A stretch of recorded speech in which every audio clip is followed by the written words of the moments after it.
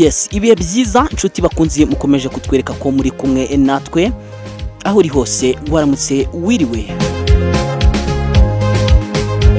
Yes, ni kenshi wagiye wumva indirimbo za gospel cyangwa se indirimbo zo kuramya no guhimbaza Imana, ariko iteka niteka ukaba wifuza kumenya umuntu wahanze iyo ndirimbo cyangwa se ukavuga uti byibura se muri top 5 ngiye gukora muri kano kanya yaba arimo. Hanyuma akaba ari no mpamvu nguhaye ikaze kuri Kingdom JB TV, ngewe nkaba nitwa Bambere.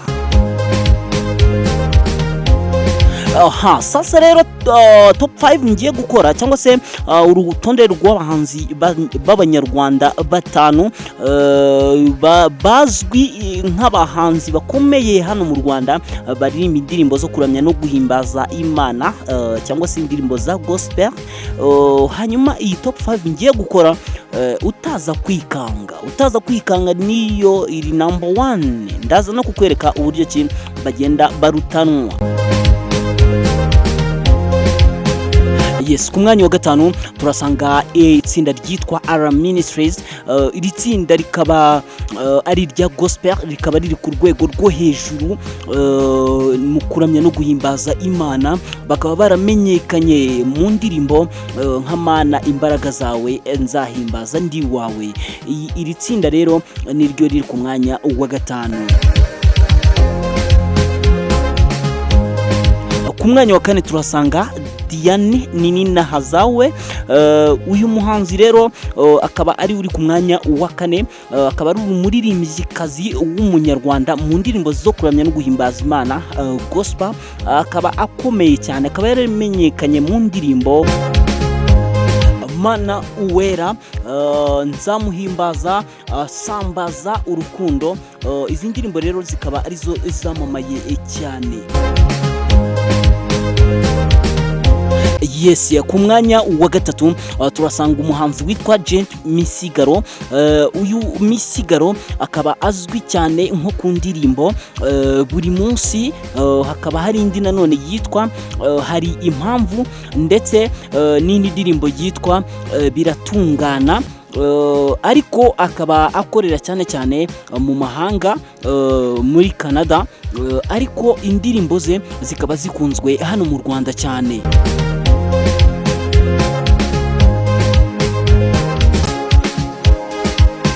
Ntutangiye aho ngaho kwibaza ngo ku mwanya wa kabiri ndetse no ku mwanya wa mbere ngo harinde. Ikintu ngusaba ni ukunkora subscribe, hanyuma nibiba byiza ukaza gukora na like ndetse na share, kugira ngo kino kiganiro ni cyiza cyane, ukabiba wagisangiza abantu kugira ngo byibura babone ko channel yitwa Kingdom JB TV byibura inyuzaho ikiganiro cyiza cyane kandi cyanagufasha kugira ikintu umenya ku bintu bijyanye n'umuziki wa gospel wo kuramya no guhimbaza Imana cyangwa se hano mu Rwanda. Yes, twihuse ku mwanya wa kabiri, abahanzi bakomeye hano mu Rwanda baririmba indirimbo za gospel. Ku mwanya wa kabiri turasanga umuhanzi witwa Aline Gahongayire.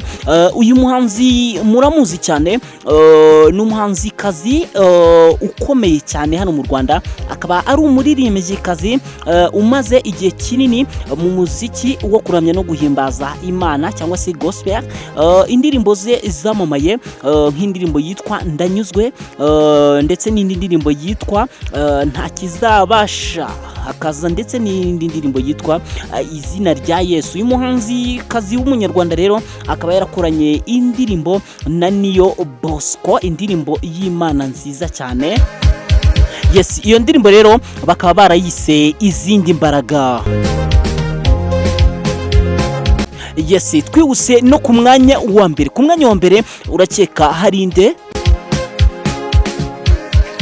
Number 1.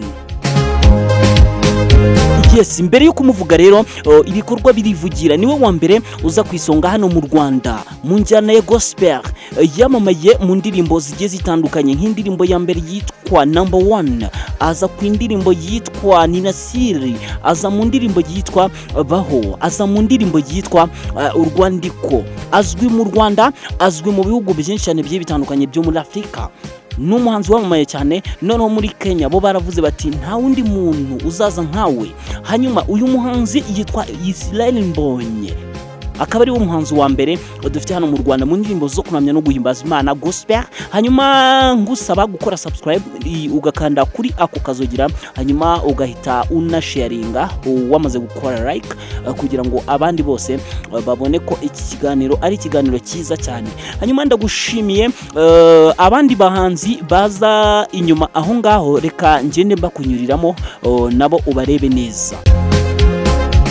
Yes, ibi bintu impamvu ngiye mbikoze nuko ubu ushobora gusanga muri iyi top 5 yakozwe, kandi ndabizi ko ariyo yakozwe yizewe, ariko ugasanga abandi ntabwo bayihuriyeho, ugasanga rero ni ibibazo bitoroshye bitewe n'umuhanzi wowe uba ukunda, mbese ugufasha mu ndirimbo za buri munsi. Hanyuma abahanzi bakomeye hano mu Rwanda nabo baba bari kuza kuri iyo myanya. Hariho umuhanzi witwa Tonzi, hakazaho umuhanzi witwa Bosco Nshuti, hakazaho n'uwitwa Serge Iyamuremye, abandi bakurikiraho ni Papi, Clever ndetse na Dorcas. Hanyuma hakaza Prosper Nkomezi. Abo bahanzi nibo baza bakurikira kuri abo ngabo twari tumaze gukora urutonde rwabo nk'abahanzi 5 bakomeye hano mu Rwanda. Hanyuma kora subscribe, hanyuma iyi ni Kingdom JB TV, ngiye nitwa Bonviva Estio Man.